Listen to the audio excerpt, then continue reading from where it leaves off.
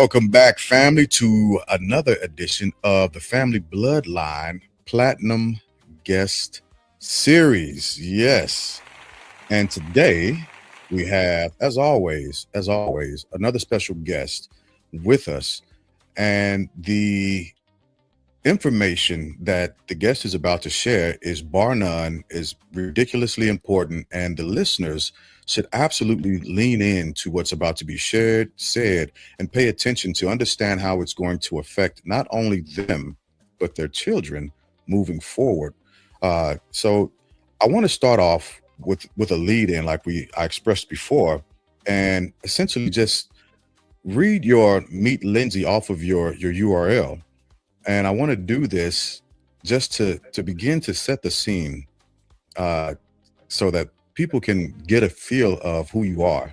Mhm. So, a little bit of background. Lieutenant Colonel Lyndsey L. Thompson was born in Wilson, North Carolina, but raised in Radcliffe, Kentucky. She graduated from Fort Knox High School and received her Bachelor of Arts and Active Duty Army Commission from Western Kentucky University in Bowling Green, Kentucky.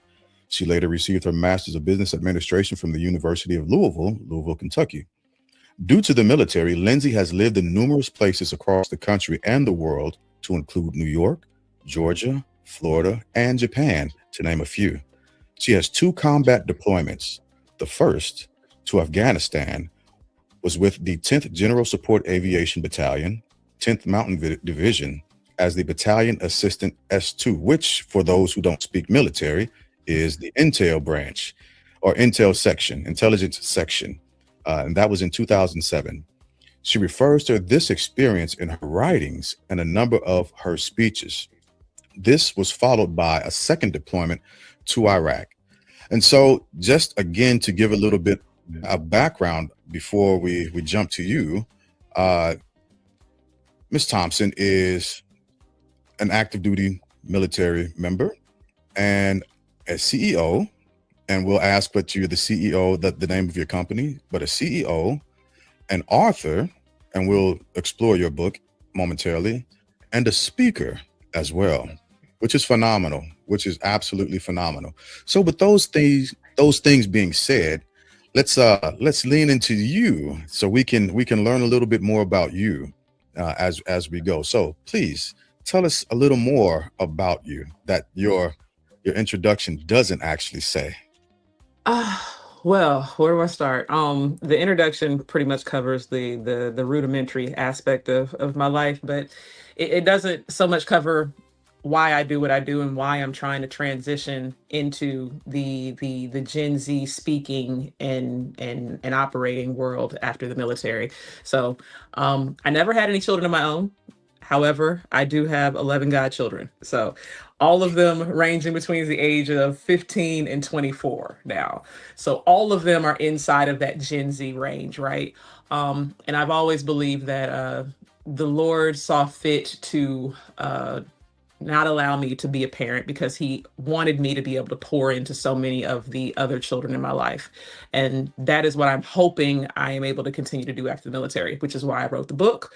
They are definitely the inspiration for that, looking out at the world and the way the job market is changing. And the job market seems that like such a small aspect of the world, but whether we like it or not, money in many ways does make the world go round. It takes it to, we got to eat, we got to have shelter, and this is the things that are necessary to be able to do that.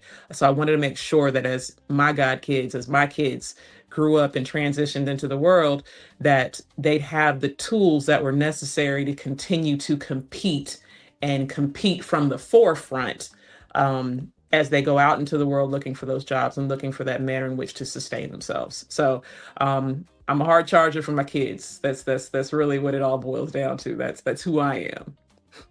So 11, how did you come down? How did that happen? What was the process and the progress that led up to 11? Boy, look, That's a let's lot. let's start with the first few. So the first few, their mothers were smart. Okay, I've known the mothers of the first few since I was in high school. Oh wow. And when I joined ROTC in college, a few of them forward thinkers Lyndsey's gonna have a guaranteed paycheck for the next couple of Mm, years.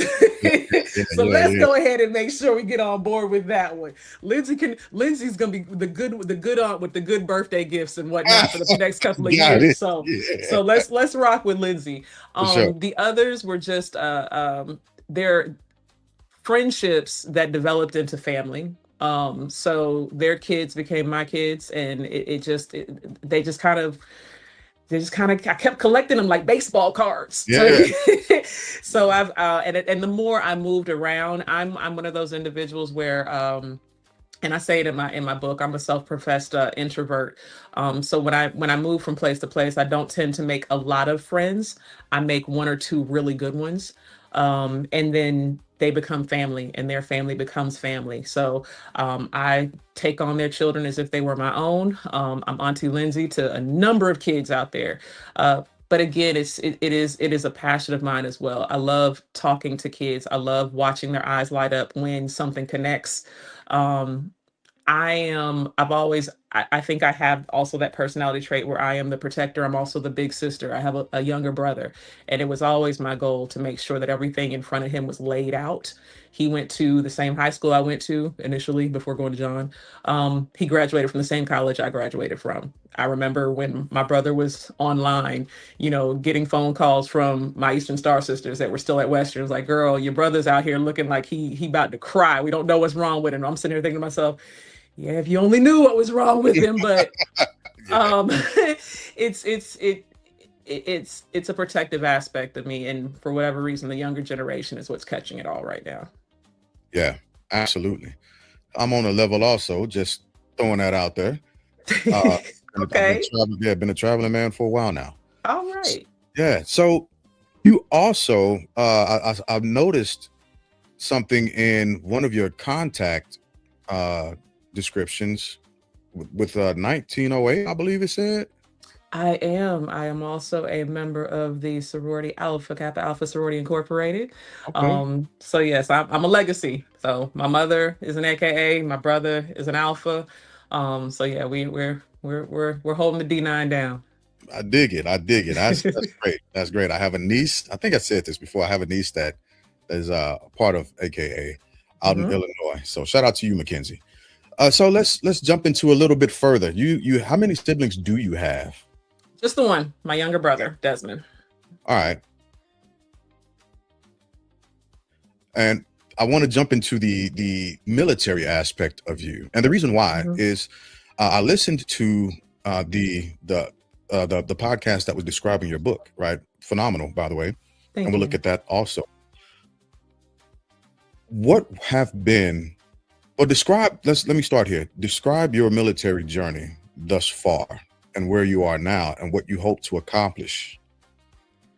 Um, I don't think that there's anything legitimately special about my particular journey other than the fact that um I was never a position chaser, chasing rank or anything like that. Which for the first couple of years as an army officer, it's not really a big deal. Like is you go through or second lieutenant, first lieutenant, captain, so forth. It's pretty much just progressive. Time and rank, you'll get promoted to the next. After that, a lot of people become very strategic, trying to pick and point out those key positions that are going to set you up for the next rank. I have always been an avid believer that I want to do what I enjoy. Yeah. So if I don't enjoy the position or I don't believe I'm going to enjoy the position, I'm not seeking that position. So if I make the rank, I make the rank. If I don't make the rank, I don't make the rank. But you will never say that I did not do my job to the best of my abilities because I know I enjoyed what I was doing. So I transitioned to a lot of different locations based upon the fact that I thought I was going to like it there. I went to Savannah because I was like, this is Savannah, Georgia. I don't know what job I'm going to get when I get there, but I'm going to Savannah. So there you have it. Um, Same deal when, actually Japan was an accident. Japan was completely an accident. I had come back from both Afghanistan and Iraq, and I'd been to Savannah. I went to school. I was like, I don't want to leave the country anymore if I have to carry a weapon. Like I don't I want to go overseas somewhere, but I do not want to carry a weapon. Well, in my mind frame, I'm thinking Europe. my orders said Japan. I was like, that is not what I meant. Like That is not Europe at that all. was not what I was talking about. But Lord, your will be done. So went to Japan, had an amazing time. I was ready to come home when it was time to come home, Yeah. but had an amazing time. But again, my journey, I wasn't out seeking any different positions in order to seek rank and so forth. I was out to have a good time and to learn as much as I possibly could. Um, and as long as I continue to enjoy my job, I'll continue to move forward. I'm in a position now that I could have never dreamed of. Mm. I am the battalion commander for the Mission Support Battalion underneath Recruiting Command. We are basically the tactical arm for all of the marketing that's done in the Army. So I spend 80% of my time traveling to colleges and high schools and bowl games and all of those types of things with my assets. Those, I don't know how many people have seen it, but those big 18 wheelers that you'll see going down the interstate with "Be All You Can Be" written on the side of them, those are mine, right? I've got a team of elite athletes. I've got a warrior fitness team, which are basically CrossFitters. These are soldiers that get paid to come and do CrossFit every day. I've got an esports team in my organization. These are soldiers who get paid to come to work and play video games all day long and to compete and be the best in the world. Like, you can't tell me my job isn't amazing. Like, I didn't even know that this existed. And the Yeah. Lord handed it to me. So I'm just like, you know what? As long as I'm having a good time, I'm gonna keep it pushing. But I feel like this is probably as good as it's gonna get. So Mm. now I'm starting that transition into the retirement phase, the retirement mode. Because I'm just like, it just don't get no better than this. Y'all gonna want me to go back out here and do something Yeah. concerning. I was like, I'm good. I'm good. Nope, Yeah. I'm good. So They've so set yeah, you up. now I'm starting to focus towards the passion versus just the career. Okay. Good. Good. So how long have you been in? A little over 21 years. Oh, wow. Wow. Well, thank Mhm. you for your service. Thank you. Thank you. You're welcome. And I would like to say that when you decide to hang your boots up and throw your pistols in the water pail, it's good on this side of life. It's good on this I side of life. can't wait. I Hey, can't wait. come join us. We waiting. We waiting. I cannot wait. It's wonderful, especially with the vision that you have for the Mhm. future, right? So I want to talk a little bit about your work, your Mhm. passion. I don't want to call it work because clearly this is a passion that you have. And I could tell that when you were talking to my daughters at the event that I met you and your mother at. Um, you talked a little bit about how you jumped into it, but Mhm. talk about what the thing that attracted you to it, the thing that kept you in it, and Mhm. where you want it to go as you grow it. And we're talking about the business, right? The book and all of that. Absolutely. Yeah. Um, so the thing that attracted me to it, uh, like I said, concern for the future of my kids, concern for the future of my nephew, who is 10 years old now and will be, there's a whole another 10 years of changes to come before he is going to go out into this world. But watching what AI is doing right now in the economy and the way things are changing, um, it's funny because I remember hearing my parents and my grandparents say, back in my Mhm. day, right? And now I find myself going, back in the day, Right. you had to pay somebody to do this, Yeah. or, back in the day, this was an entry level position that I didn't have to have experience to get. Like, I graduated from high school and then I went straight into this job, and this was the job that I utilized in order to get experience and to start my climb up the corporate ladder. And that's changing now. um AI is starting to take away a lot of those entry level positions that we used to cut our teeth on. Mhm. Um, they're saying that within the next 40 or so years, AI could, or excuse me, 4 years, so please get that right, 4 years, AI could ultimately replace approximately 40% of the Wow. entry level positions that our kids are or used to utilize to enter into the job market. to start their initial climb of that ladder.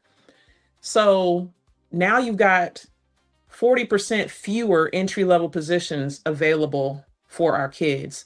And the other 60% have now transitioned to a mind frame where they're requiring that these kids have 2 to 3 years of experience Wow. before they'll even hire them. Okay, so then you've got kids coming out of high school and college who are looking to go in, who are looking to compete for this last 60% of jobs that are still available to them. And now, in order to compete, they also have to come with a portfolio of things that they've done before they even graduated. Mm. So it was scary as I was kind of seeing these things. And what I realized is a lot of the things that I've learned over the course of my 21 years in the military, although they don't directly align with the civilian world, they do directly align with the way things are changing. The concept of mentorship, right?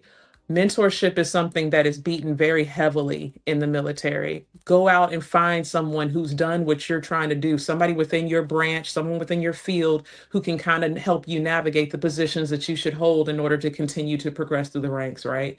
We make it a formalized process.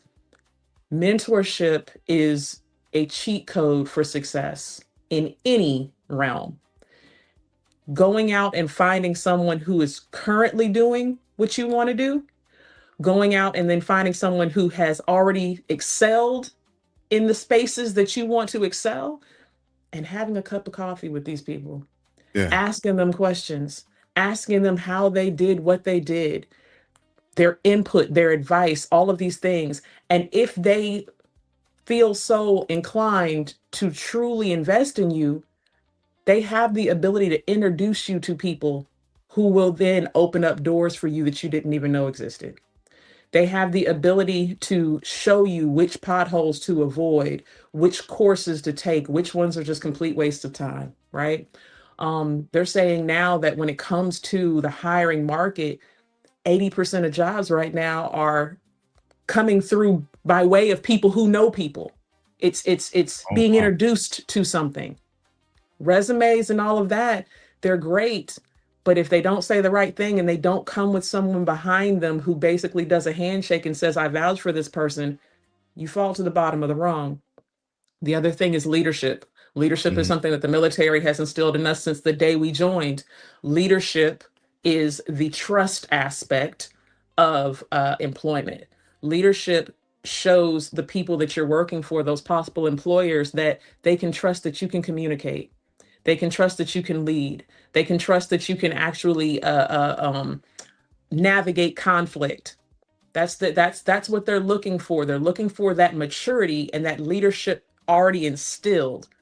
Again, our kids are not necessarily coming out of these schools with these types of courses and these types of experience to garner that trust in these possible employers.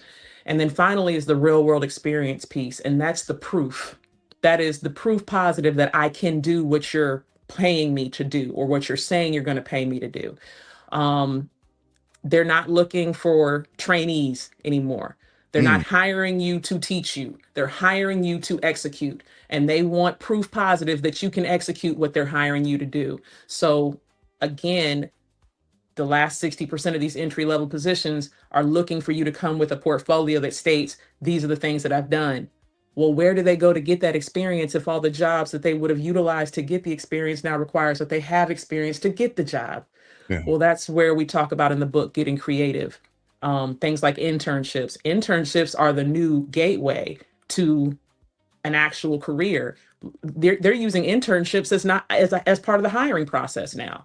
So if you want to get in the door, an internship is no longer a luxury, it's almost a requirement, right? Other aspects and other manners in which to get this experience is side hustles, right? Utilizing your mentors and finding jobs, whether they be non-paid volunteer work or paid jobs during the summer, to start to build a portfolio in and around the concept that you would like to work in. So all of these things, spelling it out and packaging it, is what kind of drove me to put this book together. like when I started writing it, I actually started writing the book for something a lot different. I started writing the book for senior level staff sections because I was so irritated by my brigade staff. I was just like, y'all do not understand what the concept of graduate level staff works. So let me write this book and help you guys understand it. And then I was like, no, these are grown people. I'm not. Yeah. Let me focus on the future. So yeah, as I started writing, I was just like, no, there's another group here, a group that I care so much more about that Mm. I'd prefer to focus on. So that's kind of how the concept grew and what's kind of been keeping me going. I love it. So speaking of your book, and this is your webpage, by the way, Yes. and that is, I will push that up at the top for anyone who wants to navigate to the actual webpage. So talk to us a little bit about the book, the experiences that you shared, not just Mhm. that, but talk to us a little bit about the process of writing your book. Like you were just saying, the transition from, hey, I'm writing this for senior level staffers, but wait a minute, there's another audience that needs to be captured by this. And not just that, but hey, I got a nephew. This world is evolving faster than what we can actually keep pace with. Right. Let me put this out. Let me compile this. And how is it that you compiled it? What did you draw from in order to get the message out in your book? Um, well, like I said, it was initially a it was a angry journal entry directed at my senior leadership staff initially. I was just like, you know what, y'all suck. So I'm gonna basically write this book to tell you how to do your job. Yeah. Um, but again, as I was kind of doing research to help to support the things that I knew naturally by way of my own experiences working for general officers and whatnot, that's when I started to kind of stumble upon some of the information in reference to the current job market and how it was going to start to impact not just, you know, the general employment rate, but the employment rate of the next generation coming into the job market, which happens to be Gen Z. So as I continued to kind of read, mission creep, like I started to refocus what I was, you know, honing in on and started to focus on a solution to something that was bigger than just my gripes and complaints. Um, they say that passion is not what you do for yourself, it's what you it's it's what you provide to others. Mhm. Finding your happiness and provision to other people. And I feel like this is my provision to the next generation and to society in general, whether we want to acknowledge it or not. At some point, this community is going to reside on the shoulders of Gen Z. Yeah. And if we do not set them up for success, then what? Mm. It's not, we will not be here forever.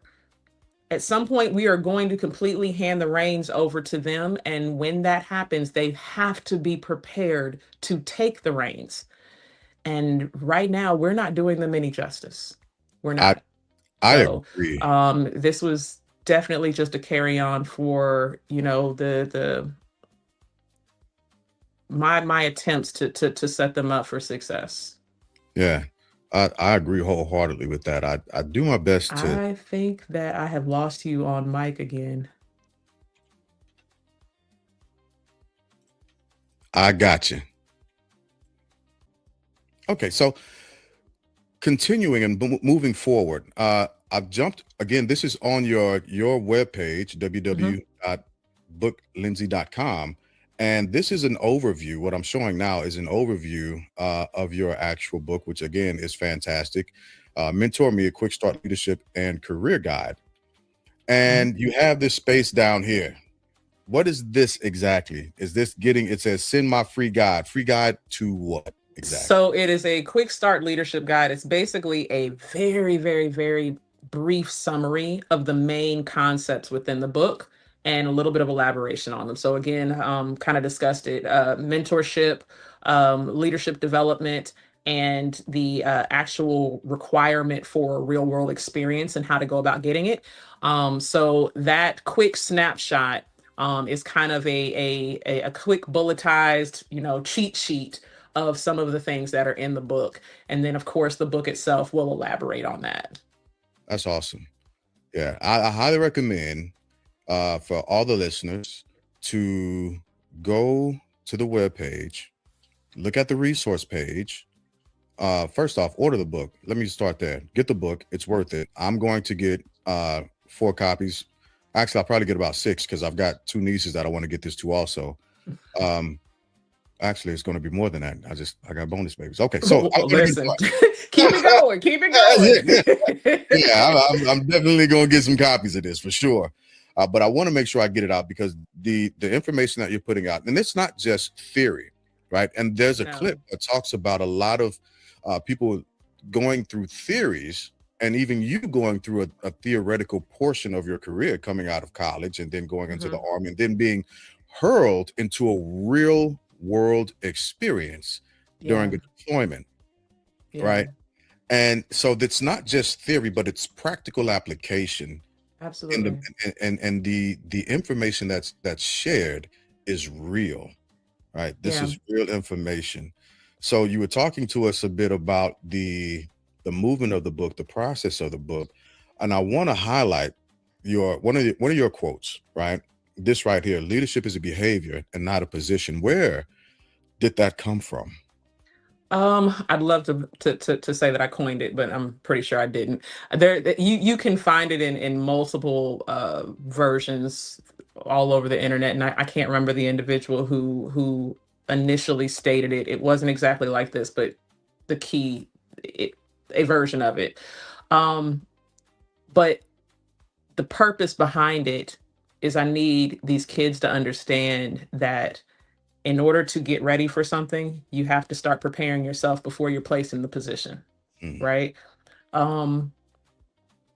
Leadership is something that you can execute and exude every single day in every aspect of your life, whether it is at home, in your interactions with your siblings, whether it is in school, taking part in and showing up for all of these different types of extracurricular activities, sports, drama, whatever the case may be. There is always an opportunity to exercise that leadership muscle, right? And they need to understand that they have to start doing it now. You have to start building that muscle memory now, learning as much as you possibly can about the concept of communication and how to communicate more efficiently and effectively, understanding that communication is not what's necessarily said, but it's what's understood by the individuals or individual that you're speaking to. You cannot be a leader if you cannot give direction, and direction that is understood and then executable. Understanding IQ as well as EQ, your emotional intelligence. That's going to help you in the methods of not just avoiding conflict, but directly being able to operate within and around conflict. Every day is not going to be a sunny day. And you have to understand how to work with individuals who may take you there. And because they will. All of these things, again, are expected characteristics of a very, very youthful generation. These are not necessarily things that we had to be as boned up on when we first went into the military or wherever else. We got the benefit of being able to kind of go through a couple cycles in our actual careers before they were expecting us to stand. I've never... She's just a second lieutenant. She's just a lieutenant. Don't worry about the lieutenant. Don't worry about the lieutenant. That was the excuse that we got for a very long time. You're just a lieutenant. They really didn't start taking you seriously until you made captain. And that was only because a captain could be a captain for 8 years. So you didn't know whether or not it was a young captain or this was a captain that was about to make major who's dang near at 10 years of service, right? Right. So, I mean, but these kids, they don't get that luxury. So they have to understand that leadership is a behavior, it's something that you have the ability to exude every single day. You do not have to wait until you're put into a position that basically states you're the captain, you're the leader, you're the one in charge. Be in charge no matter what arena you're operating in. People should always look to you and go like, you know what, I trust that person. I don't know Mm, what it is about him, but that's the one I'm gonna follow. yeah, absolutely. What is your recommendation or advice when trying to seek out and find a mentor, understanding that you're looking for somebody who's already in the position that you want to see yourself? But what Mhm. other aspects of mentorship should a younger person or anybody for that matter uh, look into, kind of like checking the block, as it were, Mhm. to make sure that they're finding the right fit for them? Um, One thing that you want to look for, and this is something that will take you at least one or two meetings with the person to truly evaluate, is their character. Are they in this for you? Right? Are they willing to help? Do they want to help? Um, do they spend the entire conversation talking about themselves and about the grandiose things that they've accomplished in life and never once, hand it over to you? Are they teachers? Are they somebody who's willing to invest in you? Right? Um, it's one thing to go out and want to talk to someone who has been successful, but that person not necessarily be as committed to seeing you progress as they were, or are they as they are just talking about their own progression, right? Um, so you have to kind of find the balance. They've been successful, but they also want to see you be successful. The other thing, and this is not necessarily what you're looking for in a mentor, but when you go out looking for a mentor, don't be creepy. don't, don't be creepy when you're going out looking for a mentor. Will you be my mentor? That is, don't do that, Yeah, right? that is weird. Um, go and do some research. Find someone who has, again, like I said, done something that you want to do. Look into one of their projects and be like, hey, I see you did X, Y, and Z.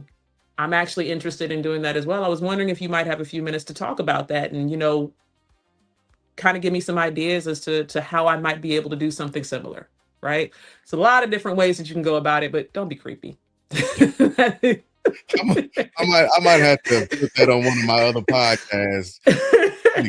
Whatever you do, don't don't be don't creepy. don't be creepy. Don't be Yeah, creepy. I've had the experience of uh I worked on the general staff before in the G4, and I was doing a lot with a lot of people, a lot of different sections, and I did have that experience where the soldier was like, "Hey, Sunglass, you be my mentor?" And I was like, "What?" Like, what does that even mean? Like, what do you want from me? Like, being a mentor is a huge responsibility, first off, It and is. I like agreeing with you on a lot of different aspects. It's not a forced entry, as it were. It's a glide path that you take Mhm. because you're establishing a relationship with someone. And again, yeah, wanting to make sure that that person is uh doing well and being able to correct them when they're falling into pockets of error, and just being like, hey, listen, let's move forward together. This is where you made your mistake. I got it, but this is how you correct that, so on and so forth. But Absolutely. I was quite I what do you mean, can I It, be your? but and you know what? But I blame that on the army too, I do because too. again, the army, they made it such a regimented thing. They were just like, well, go out and find a mentor. Well, Yeah, what does that mean? Go out and find a mentor? Okay, fine. So I found somebody who outranks me. Hey, will you be my mentor? And the person that you're talking to is like, me? yeah, What you what the mentor doesn't even know what that means. Like, well, exactly. what do you want me to do? Yeah, yeah, So don't ask the question, will you be my mentor? Ask very specific questions. Hey, you did this. Can you tell me how you did it? Would you mind sitting down and kind of explaining it to me? I'm trying to do something very similar. Would you have a few minutes to sit down and at least tell me what you want from me? yeah. Yeah, there's an So expectation on both ends that has to be absolutely. expressed, that has to be communicated. Yeah, that Absolutely. regimented movement that the army has, even in a a software product that's been pushed out there. You've got to go, you've got to identify the mentor, Mm-hmm. you got to do check-ins with the mentor. Now that's on top of doing your quarterly counseling, yada yada Yep. yada. Like, come on, Yep.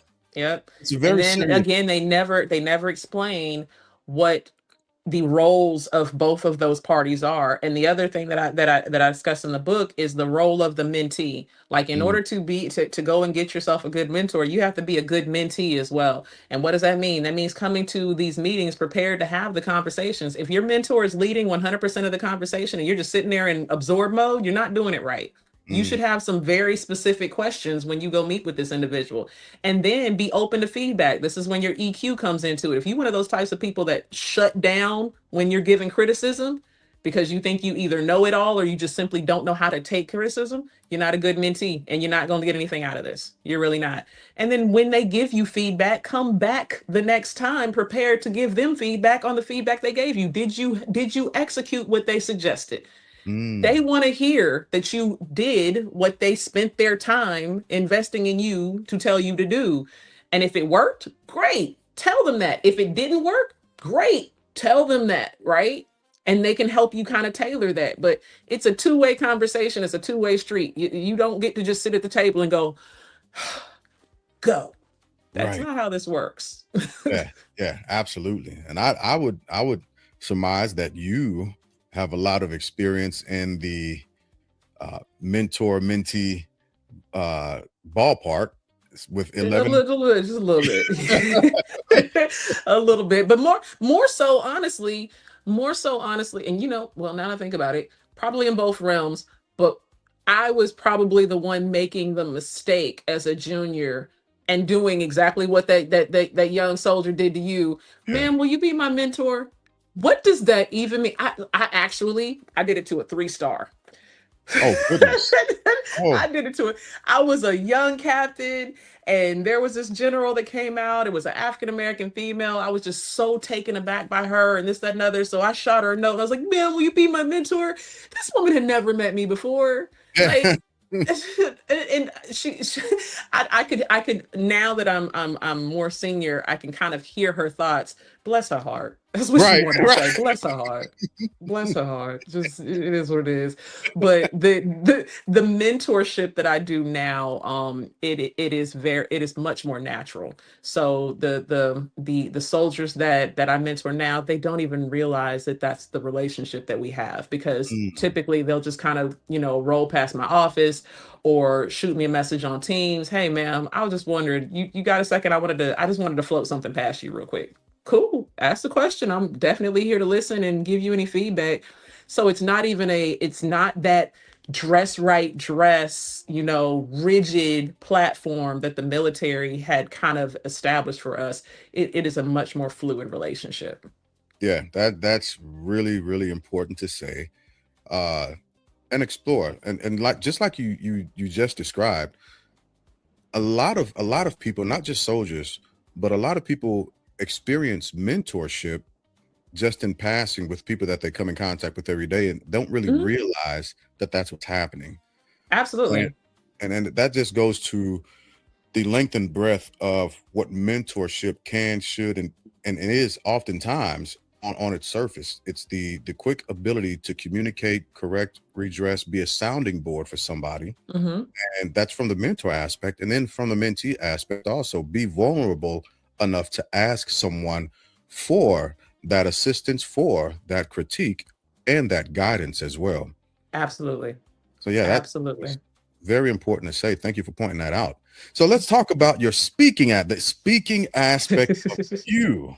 This, Yes. so have you been on summits, or have you engaged in any actual speaking platforms just as of yet? So not outside of the military yet, right? So this is probably obviously doing, speaking engagements for different local community groups and things of that nature. But the military has been my sole focus. So because I'm still technically in the military, I don't have a lot of time to be out traveling and doing all that. But I am hoping that this is my journey towards getting to these larger platforms, right? um I'd like to do community workshops for kids. I'd like to do leadership workshops. I want to do small interactive career counseling groups to help kids more, not necessarily with one-on-one, because I really don't have the time for it right now, but sitting down as a group and discussing some of their concerns as they're getting ready to transition out, and then reviewing resumes and all of those types of things. Like, these are all the things that I want to do. But yeah, the speaking platform at this point has been more so military directed, just because of the nature of my current profession. But I'm hoping that over the course of the next, what is this, March? I hang up my boots in December. So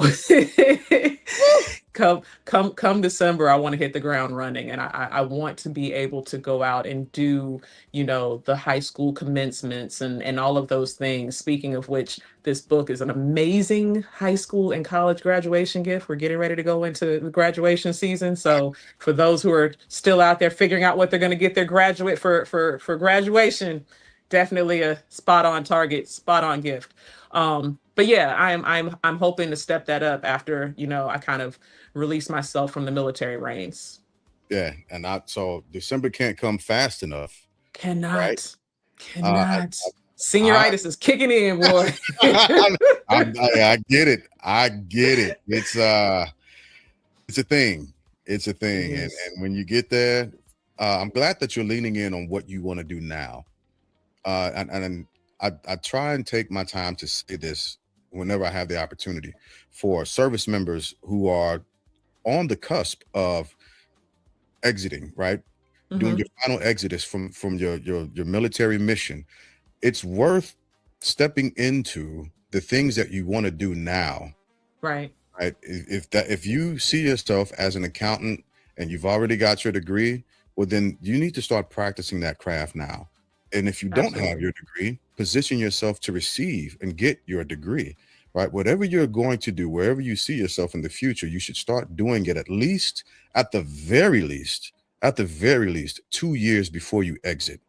Absolutely. And the crazy thing about it is the book was really an afterthought, right? So like I said, it started off as a basically a temper tantrum. But then, crazy enough, so my father went to one of the Classic games down in Georgia, I believe. And while he was there, he ran into a retired lieutenant colonel. And my father, Big T, the man knows everybody. He ain't never met a stranger, right? Yeah. Not even in Georgia. So he's outside and he sees this guy's car, and he comes back into the hotel lobby. He was like, "Hey, whose car is this? It's a really nice car." And the retired lieutenant colonel said, "It's mine." So they're chopping it up in the hotel lobby. And turns out the guy's father had been stationed up here at Fort Knox while my dad was still active duty. So my dad knew the dude's father. Wow. So they're talking, and he's telling, he's telling the guy, my dad's telling the guy that, his daughter's getting ready to retire, lieutenant colonel. And dude's like, "Oh, I'm a retired lieutenant colonel, blah, blah, blah, blah."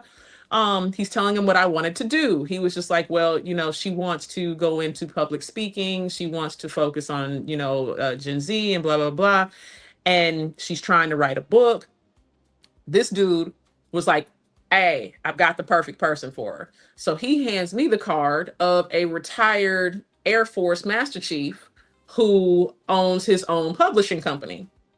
So fast forward, literally 2-3 weeks later, I hit up Lieutenant Colonel Retired Ship. "Hey, sir, thanks so much for the business card. Dad just got back, gave it to me. Appreciate you. Now I am now forever on his what do you call verse of the day, Bible verse of the day text message thread." But I get a hold of retired Master Chief Cunningham, Dr. Cunningham, and Dr. Cunningham is the one that walked me through this entire process. Wow. Because I'd never published a book before. I didn't know how to go about it. I didn't know any of this stuff. So it's just by way God's grace and laying everything out.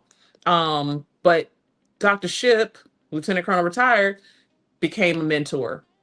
Dr. Cunningham, Senior Master Chief retired, became a mentor. So you will pick up a mentor along your journey. And I've never even met either of these gentlemen face to face. Oh, wow. I've not met either of these gentlemen face to face yet. Now, Dr. Shippen or Dr. Cunningham and I, we have routine, Zoom calls or whatever, since, he has helped me publish the book and he's helping me with the whole speaking piece and all that. But I've never met either of these dudes. But they're African American senior leaders within the military who have transitioned out and are helping others do the same, Yeah, follow their passions. that's amazing, man. So Yeah. let me ask you this: where do you see yourself? Uh, and you kind of touched on this a little bit already, I believe, but I just want to rehash it, just to paint the picture of framing and having a vision for one's self and your work. So where do you see yourself in your book in the next 2 to 5 years? hmm Um, I want and it is to speak the dream into fruition. I would love to transition into some version of a nonprofit that is Mm, focused on a particular age group. Um, I want to be able to continue to pour into their leadership development. I want to continue to guide them. I want to be able to take more of a hands-on approach to the actual physical portion of their transition. So, resume writing, interview skills, all of those types of things, right? So, these programs exist, but I don't know that they exist in a fashion that is tailored to the new world. mm, We have Dress for Success that exists to help, individuals garner the necessary apparel to look the part. We've got resume writing workshops, but I don't think we have anything out there that is specifically tailored to the way the market is changing and helping individuals meet those new goalposts and overcome those new obstacles. It used to be a matter of if your resume is legit, you're good to go. No, that old phrase, your network is your net worth. yeah, It's becoming more and more true. So how are we helping them to build their network, right? I want to be able to try to do things that and functions where we bring together possible mentors and all these different types of organizations, and mm, we put them all in one location. And then I've got at a certain point, after I have instructed you on what it is that you need to do in order to be a good mentee, I'm now going to put you into a ballroom or a basketball game or some type of event where it's flooded with possible mentors. yeah, And now you've got to go out and do your thing, right? Because you're either going to sink or swim. And the ones who swim will go out and they'll talk, they'll mingle, they'll have conversations, and they'll identify those mentors, those natural relationships. Um, I want to, again, host small group settings where we are discussing the challenges that they're having and we're addressing all of their gaps one by one, whether it be a skill gap or if it's their positioning gap. Let's talk about your LinkedIn page. Let's talk about your resume. Let's talk about the people that you need to communicate to. Are you sending out these introduction emails via LinkedIn to people who might be in a position to be able to assist you? It's a whole lot of stuff I got going on in my head. I just got to figure out like what that looks like in a structured manner, right? yeah, So, yeah. yeah. That's amazing. I'm here for it. I hope that you'll come back and you'll keep us Oh, updated absolutely. on your progress so that we could be a part of your journey as well. Uh, Absolutely. Absolutely.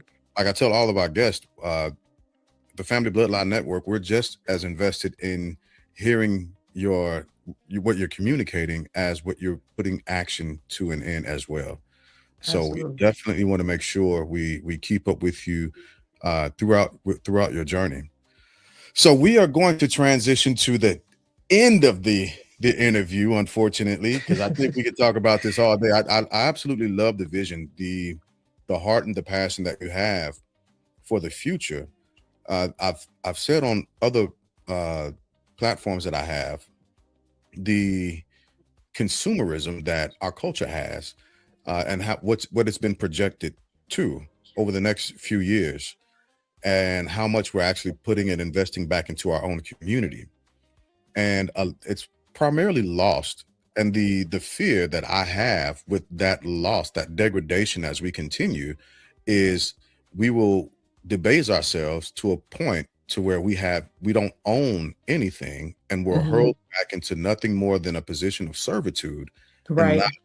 not being able to not be able to administer things that we need to administer for Mhm. our section, our corner of the earth, right? And as Dr. Cornell West said, it's not a barrier against anyone, but in order to love the rest of the world, you have to figure out how to love I yourself. love yourself. Yeah, Mhm. filling up a cup, and you allow that cup to spill over, and once that cup spills over, the contents of that cup will flood the table that it's on. But the only thing that comes out of a cup is what you put in it, and if you're not Right. putting the right things in it, the right things won't come out. Yeah, I think our portion is we pour out what we have in our cup when in actuality you should be filling everyone else up with your excess. Like Absolutely. you should not have to pour out of your cup in order to fill up someone else's. You get the excess, which Yeah. means if you keep pouring into me, then I can keep giving it to you. Yeah, it's absolutely reciprocal. And yeah, I agree. I am so happy that you took the time. I know you're busy. You got a lot of stuff coming up Thank here. you so much for having me. Like this is amazing. This was Absolutely. absolutely amazing. Thank you so much. Well, thank you. So on my platforms, on the Family Bloodline Network, we've got a couple of different segments called the Pulse as well as the Legacy Table. We do something on each different segment Mhm. uh, that gives your final thoughts. On the Pulse, it's called Around the Horn. On the Legacy Table, it's called Final Thoughts. And here on the Platinum Guest Series, I also call it Final Thoughts. And so, Final Thoughts is anything that you want to say about anything that you want to talk about. It doesn't necessarily have to be about what we talked about today. It could be, hey, I ate this for breakfast and it was great. I highly recommend you try this breakfast food, you know. So, your final thoughts. um okay. My final thoughts, still in line with what we've been discussing, is a call to action.